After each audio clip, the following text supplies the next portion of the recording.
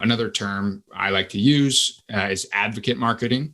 We're seeing an increasing need to make that a higher percentage because it frankly just works really well. There was a study by Gartner recently that said 70% of B2B buyers agree that customer stories are actually, the best way for them as buyers to actually understand differentiation in a credible way. You're listening to the Client Catching Podcast, the show that uncovers how high-performing service-based business leaders are successfully navigating the ocean of complexity around growing their business. Now, as anyone with the talent and guts to start a business knows, it takes a lot more to grow one than just being great at what you do, and you can't do it alone. So this podcast will show you how other captains of their own ship, just like you, have found the right strategy to catch more clients, simplified everything, and transform their business. So if you're ready to do the same, then jump aboard and join me, Adam King, host and the captain at Think Like a Fish, and let's go fishing. Hey, it's Adam here, and thanks so much for tuning into the show today. Now, before we dive into the episode, I just wanted to let you know how you can get hold of a free copy of my book, Conversational Relationship Marketing.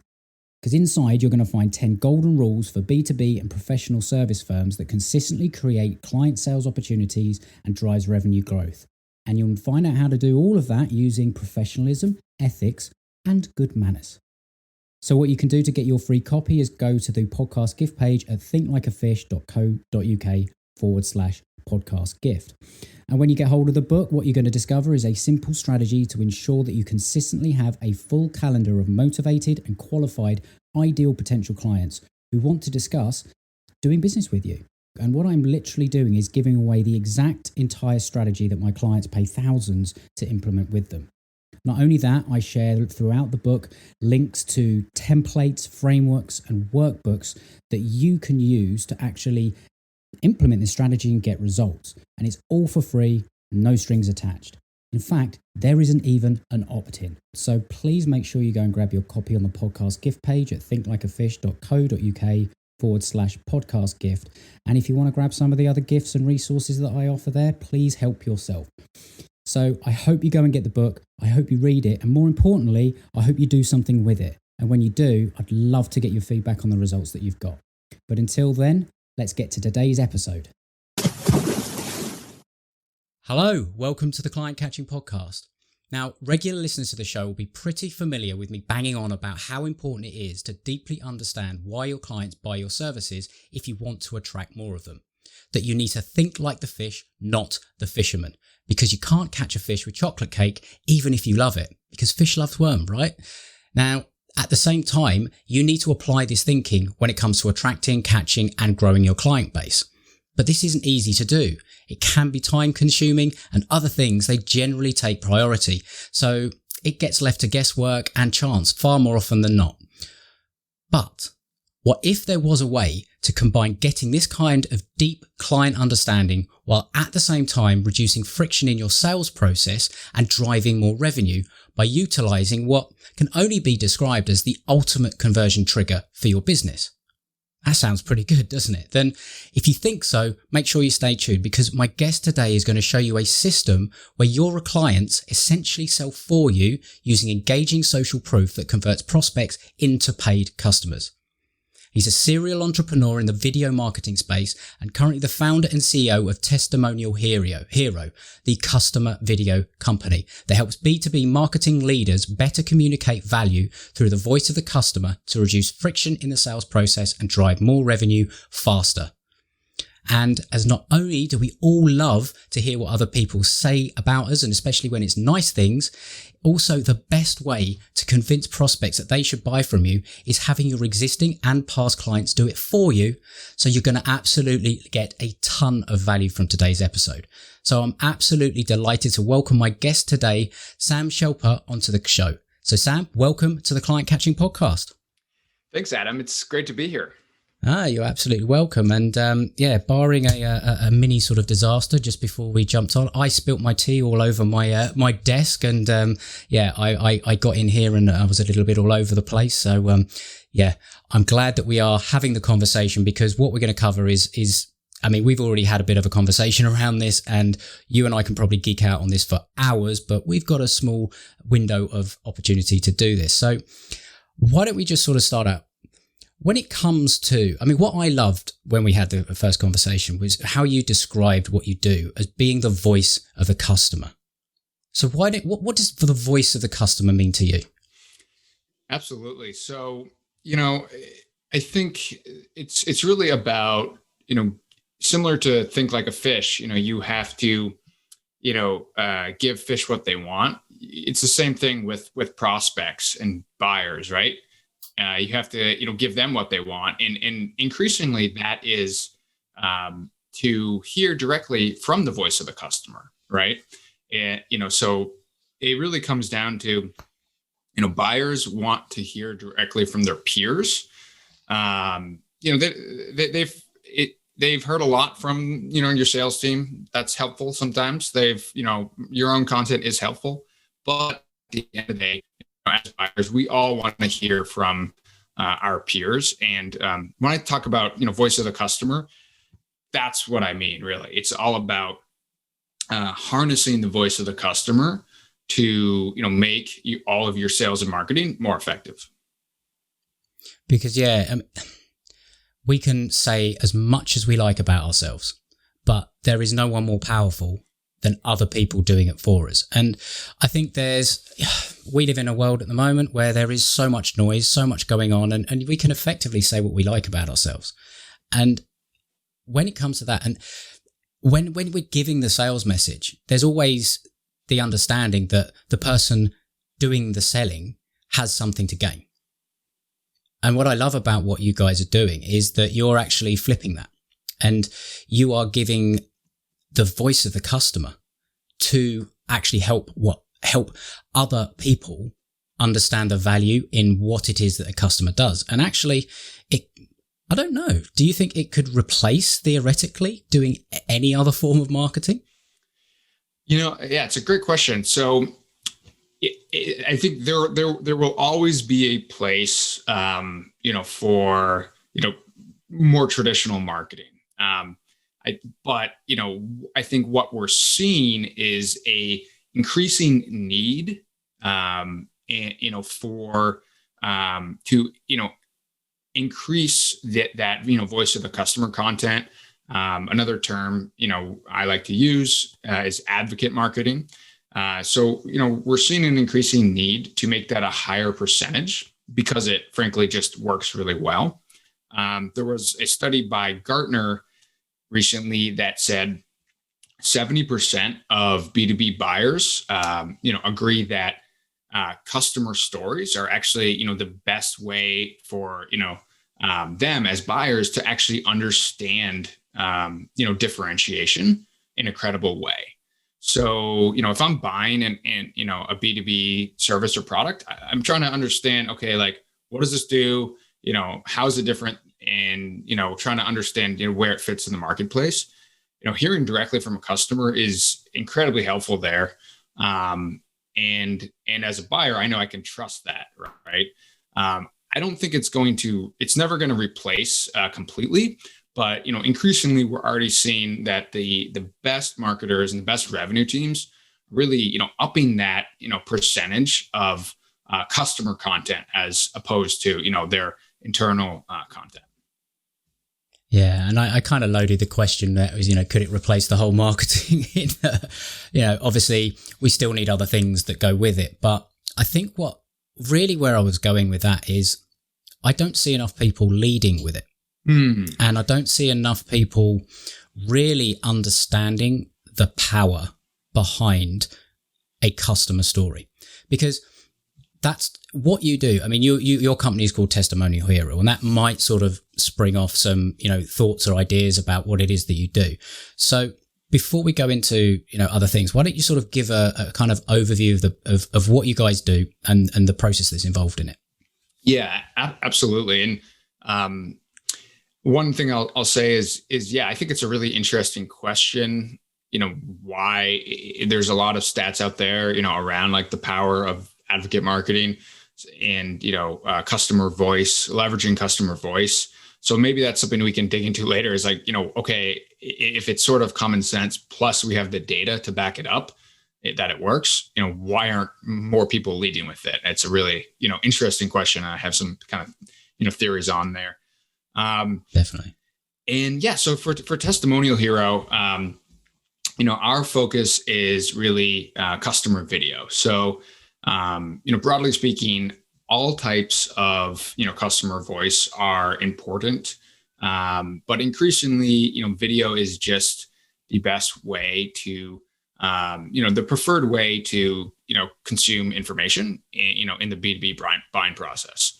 70% of B2B buyers, research potential purchases by watching videos, according to Google, who definitely has the data on that. 90% of customers, report videos help them make purchasing decisions, according to HubSpot.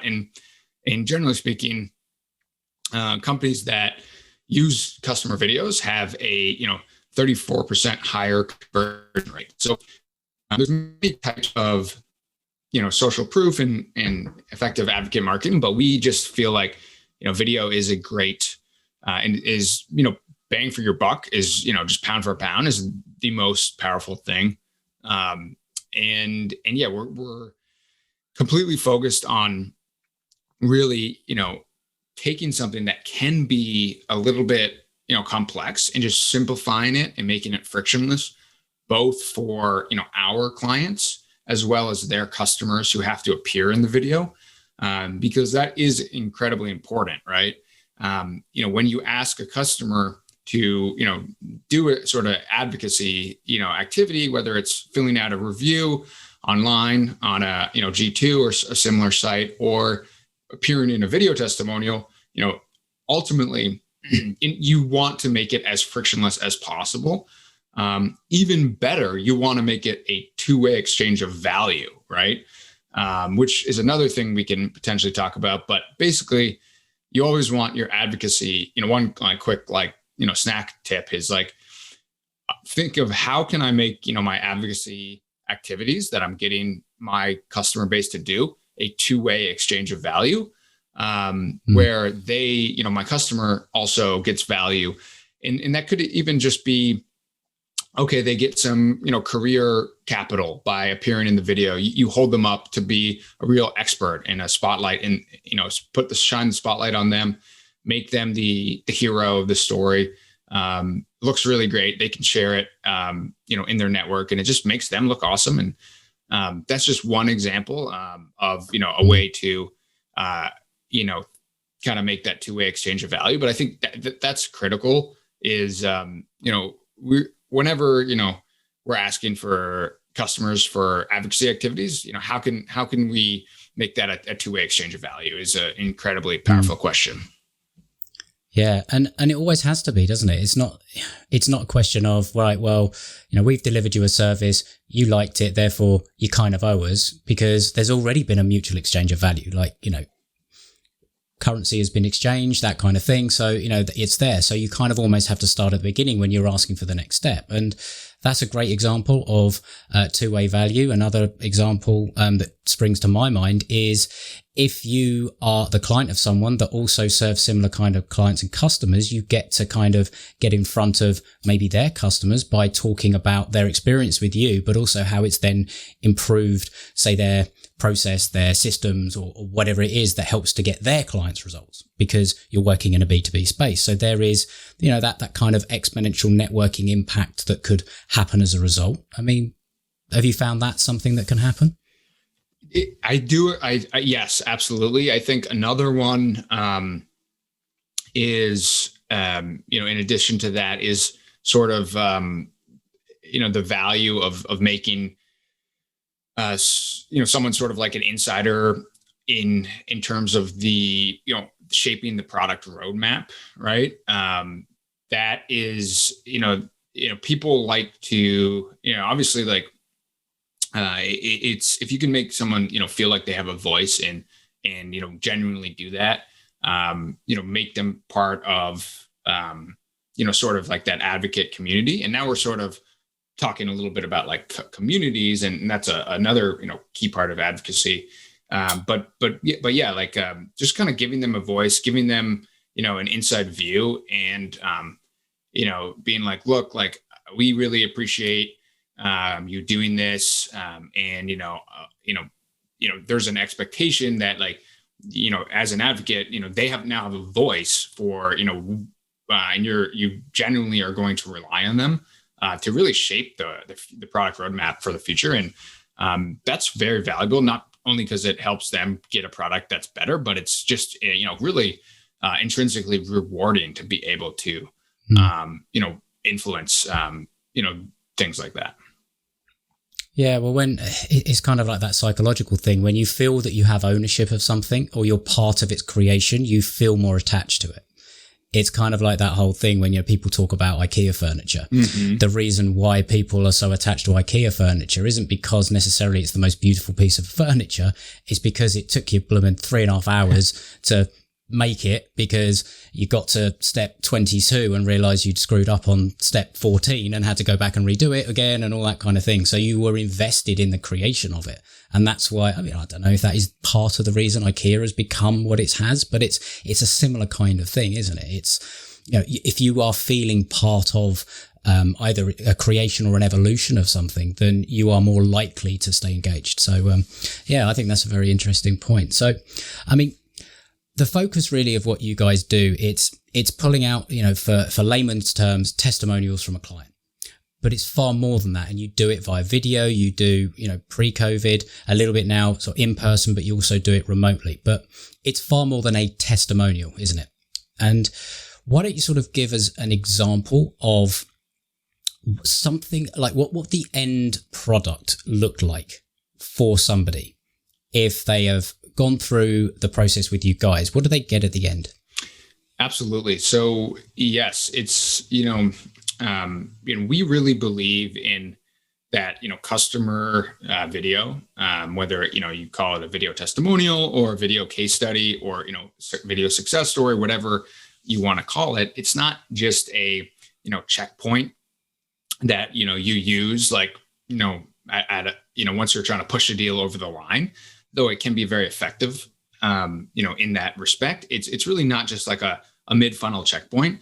The idea is, and my core belief, and really the driving belief, that really drives everything we do, is that the more you can, kind of sprinkle, customer voice, specifically, ideally in the form of customer video throughout the buyer journey, the easier, sales and becomes. And ultimately, what is the purpose of B2B marketing if not to make sales easier, right? That's, really the entire purpose of B2B marketing, in my opinion. And, what makes, sales easier?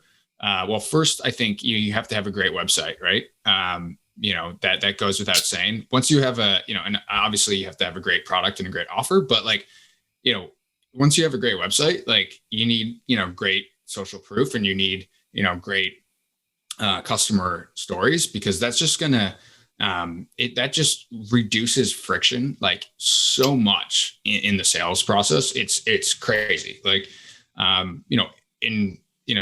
that's, when I speak to our customers, that's what they say.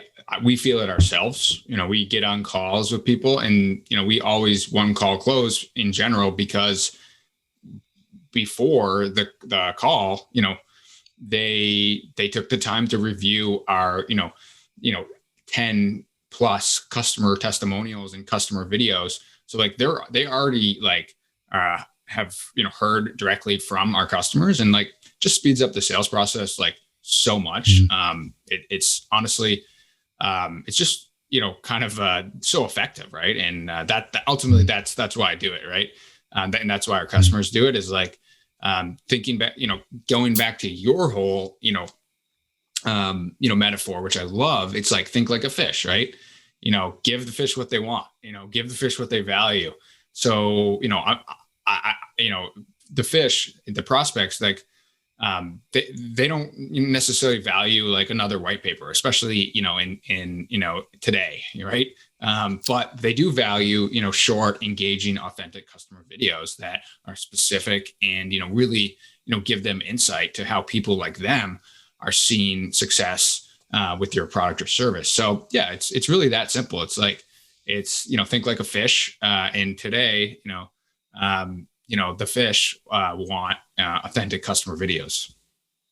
Yeah, absolutely. And I mean, there's so many things that I can see use cases for this, which may or may not be what some of your clients have done. But things like the boring FAQ page on a website. Well, if every commonly asked or frequently asked question was actually answered by a customer or a client, then how powerful is that? Like, that's amazing. Like that would be a massive differentiator. And you'd have that constantly kind of selling for you 24/7, frequently asked questions. Well, we can answer them, or we can actually share the experience of a customer or client that has gone through the process and bought with us and all that kind of thing. Huge. Watch what they have to say. That's massive. That's a massive value. Yeah.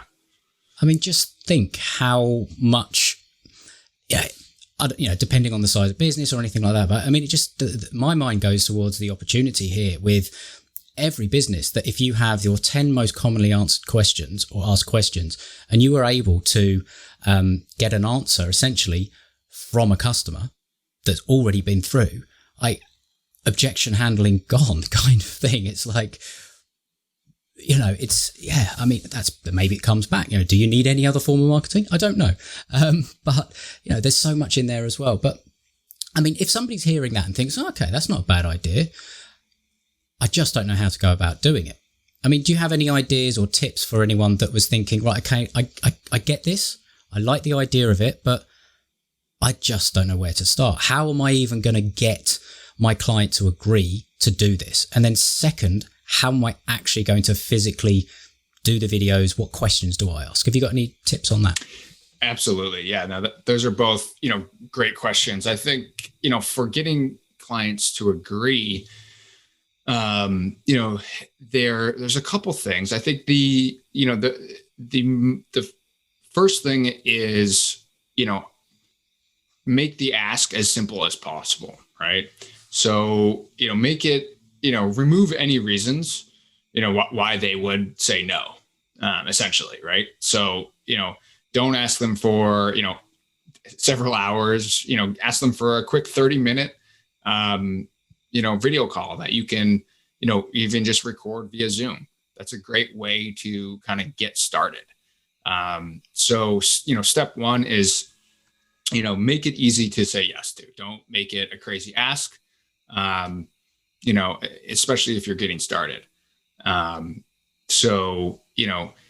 I should mention, I mean, that's really, we do on-site videos as well, which are obviously, a bigger ask. We're sending videographers, to, offices. We have a, global network of these videographers, but even then, we only ask for 1 hour of calendar time with the, interviewee. So, no matter, what method you do, you want to be, thinking about, how can I make this as easy as possible, right? Secondly, I always, let people know that, they'll have a chance to, absolutely review everything, before it's published, right? Just a simple, basic thing, but like, it helps assuage people's, potential, hesitations, right? And then, anything that you can do to make it very clear that this isn't, just about you as the marketer. It's really to shine a spotlight on them and celebrate them as an expert in their field. Goes a long way, right? And that can be, kind of implied, or that can be, explicit. But the idea being, if people understand that you want to hold them up as like a, sometimes I hear the term like lighthouse account. So like one of our like customers who's, just really, example of like just knocking it out of the park, innovating with our solution. People like to be held up, in their industry as an expert. So yeah, if you can do those three things, to recap, make it super simple. It could be, if you're getting started, it could just be like a 30-minute Zoom recording. Let them know they'll have a chance to approve everything. Nothing's going to get, published before they give it the okay. And then lastly, don't forget to make it clear that, kind of implied or, explicit, this is going to be, hopefully valuable for them too, in terms of like a, personal and career kind of PR. And then the question becomes, okay, what questions am I going to ask them? Right. Because, good questions, it's sort of the garbage in, garbage out thing, right? There's a saying in kind of, marketing and programming. It's like, you can't make chicken salad out of chicken bleep. So, you have to add, or as we say in the UK, you can't put lipstick on a pig. Yes. That's one that we say. I've heard that one too. It's the same process. Same process. So it's all about, when you actually have that, opportunity, asking the right questions, to get really good content that you can then create multiple versions of throughout the buyer journey. So basically, good questions, good answers. The inverse is also true. You want to start with really good, raw materials to work from. So basically, those are the things that I would kind of leave people with.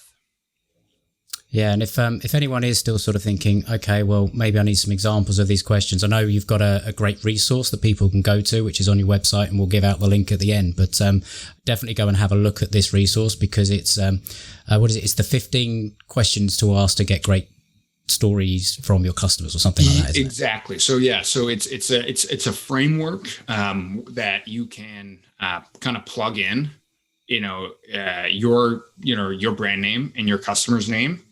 And you have the 15 best questions that we've used in over 200 B2B customer interviews, customer video interviews. So yeah, basically, if you're not sure where to start, grab that framework, grab that template. And I think that will get you, that will get you extremely far. And then you can even add a couple kind of custom questions to that.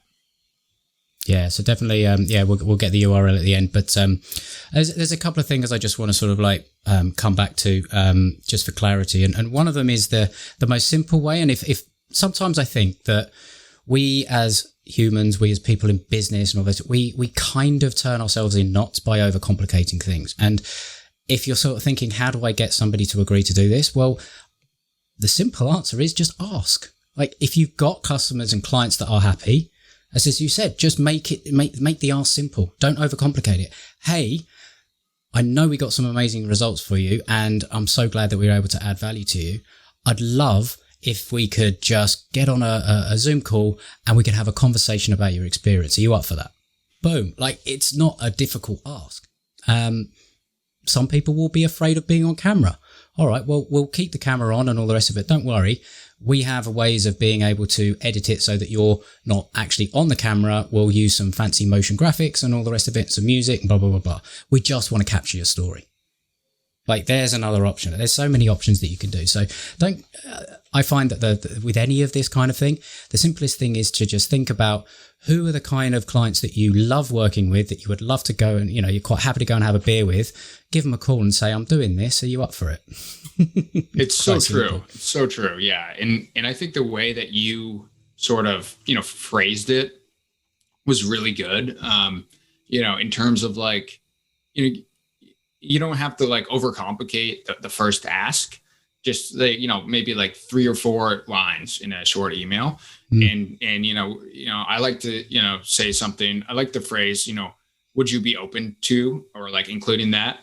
And I like you had something similar that I also really liked, but it's just like, hi,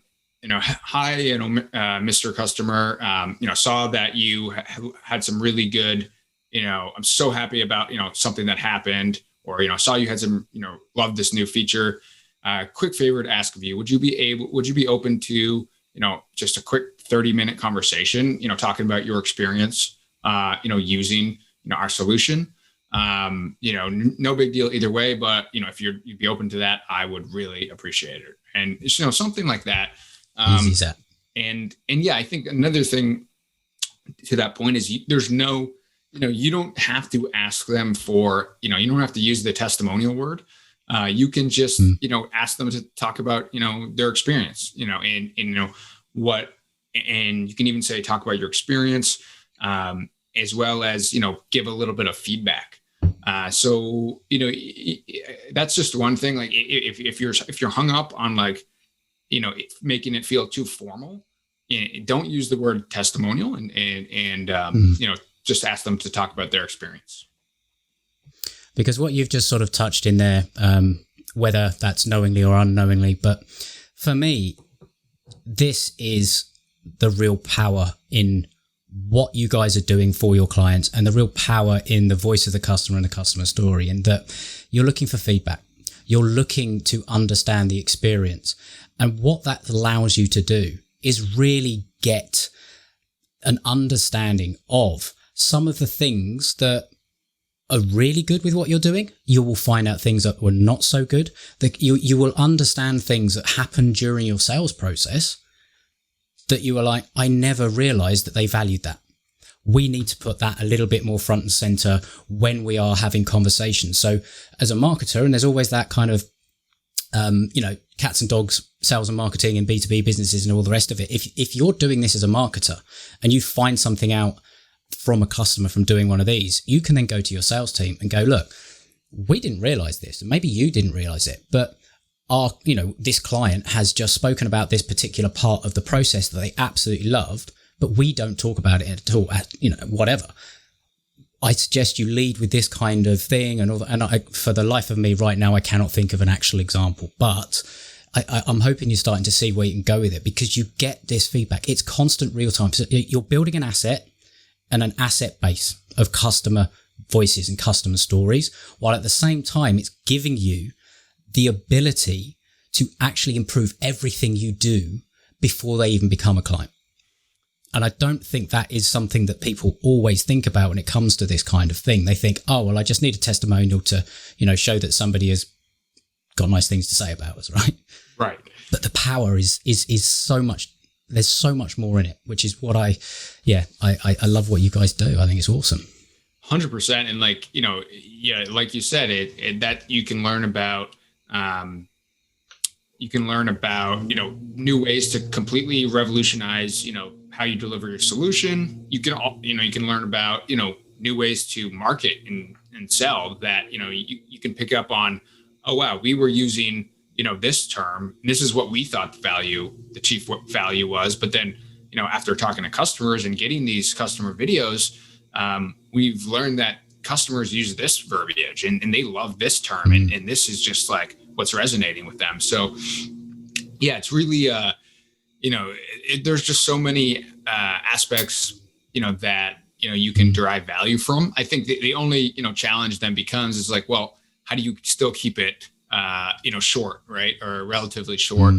And yeah, then that also comes down to just good questions. That's where a system comes in, a good system of questions. And it's not just, right, we're just going to fire up Zoom and I'm just going to have a chat. No, this isn't like that. You actually have to have a strategic approach to this. So if you're going for, let's use the previous example where you're looking for the 10 answers to the 10 most asked questions, you would need to structure your questions around that, or you would need to be able to select the clients that you would be talking to in a way that that they went through part of that, and that would form part of the actual questioning. So that's something you would need to think about. So it's not something that you would necessarily just go and do. You would sort of need a little bit of time to think, right, what am I doing? What do I want to get out from a story perspective? And there's one other use case that I can think of here as well. As if we haven't got enough of them. I mean, if anyone's still listening, well done for listening to us geek out, but why aren't you going out and doing it? It's that kind of thing. But there's so many cases here. I can just think that after again, you're always thinking, what's the next step? So after you've done one of these testimonials or story interviews or anything, and when you've got the finished product and you show it to your client, you could simply email it, or you could say, let's have a bit of a watch party, right? Why don't we view this together? You celebrate it with them. Wasn't that awesome? Excellent. Now, considering all that experience that you've had and what you've just explained, is there anyone in a situation that you were in before that you can think of that you know that might find what we do valuable? And why don't we just brainstorm a couple of people, and maybe then we could make an introduction? Like, that's taking that beyond, and it goes, there's so many use cases for this. As I say, it can replace all your marketing. Maybe, I don't know. Yeah. In fact, it's funny because so for the first, we're about to go into our 4th year of Testimonial Hero. I think for the first year, we didn't have a blog. All we did, maybe it was the first year and a half, that was all of our marketing. And, we were able to grow the company significantly, 400%, over those 2 years. So we actually, basically, that was all we did. Like, bare minimum is we just did projects for clients and we got testimonials from them. And then that was literally all we did. Plus our obviously, and we did a lot of cold outreach and used those testimonials in our sales function. Right. So that, I think that's another thing that, is probably a separate episode, but it's when you have a sales team, how do you operationalize these customer videos for sales enablement?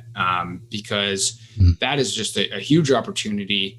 Whenever you have, there's nothing better than a customer video when if you need to follow up with someone or reactivate someone, because prospects will always take a look at another customer, right? They might not always, care about, your latest blog post that you wrote, but they'll always take a look at what a peer or, someone similar to them has to say. So yeah, just from a sales enablement perspective, I think, that is a big opportunity that we all as marketers, can take advantage of. Yeah. And as you say, I mean, we could probably fill, another episode with all sorts of other use cases and ideas for this. But I think the smartest thing to do is first to go and find out a little bit more about what you do. Go and get hold of the download that you offer. So why don't you tell us where to go and get that? Yeah, absolutely. So it's just on our website. So our website is testimonialhero.com. And if you go to our site, you'll see it. It's the 15, ultimate B2B testimonial interview questions. And that's the framework that we use.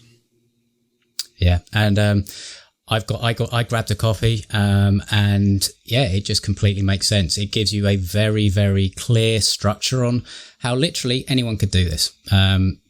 So go and get it. And if they wanted to reach out and connect with you personally, Sam, where are you most active? Where do you like to connect? Yeah, I think I'm pretty active on LinkedIn. LinkedIn is great. If anyone has, wants to, reach out with any specific questions, my email is sam@testimonialhero.com. Perfect. Well, I hope a number of people that are listening do actually take you up on that offer and at least have a conversation, because seriously, the opportunities and the use cases for this, it can really not just sort of do all the things that we have spoken about and all the rest of it, but I think one of the key things, it can really simplify how you think about crafting your messaging and your marketing, because you're not sitting in front of that blank screen anymore with that blinking cursor that's kind of giving you the middle finger going, come on, write me something. You are basically using the voice of the customer as your message. And let's be honest, it's the most powerful message that you can have. So start with that and watch things change in your business and how much easier it becomes to craft marketing. It's the entire ethos I started my business around. I never claim to be the smartest or the best copywriter or come up with the best ideas, because I don't. I go to the people that actually have all of that, all of the knowledge, all of the, the experience, the customer, and I pick their brain. And they'll tell me. And sometimes I literally will pick out their words and put it on a page or whatever it is, because it is far more effective than anything I could ever come up with. And so if you go and, check out what Sam does, or if it's inspired you to go and do it yourself, then please do go and do it yourself and share it with us and kind of, give us some examples of what you've done. But, if you want some help, go and check out what Sam does. So, thank you ever so much, Sam. This has been an awesome episode. I've really enjoyed it. And there's so many things that people can hopefully use to grow their business. So thanks very much for your time. All that's left to say is happy fishing. Thanks, Adam. Yeah, it's been a pleasure. And, and if anyone has any questions, feel free to reach out. Ultimately, I think you said it best, like it's just a shortcut, right? And so good luck to everyone out there, and hopefully you can land some more customers with customer video.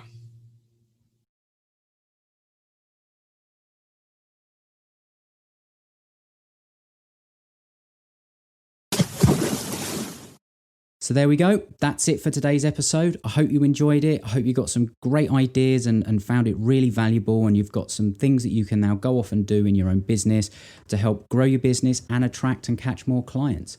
And if you have found it valuable and you can think of just one other person that may find some of these ideas helpful and help them grow their business, please share it with them, because they'll thank you for it.